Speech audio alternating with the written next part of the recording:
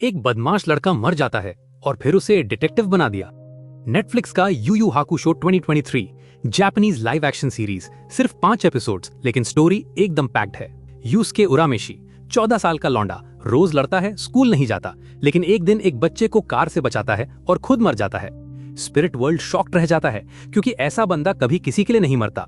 Spirit world का Prince कोएनमा कहता है, तेरी मौत प्रेडिक्टेड नहीं थी, वापस आ सकता है तू, लेकिन शर्त यह है अब तू स्पिरिट डिटेक्टिव बनेगा और डीमन से दुनिया को बचाएगा।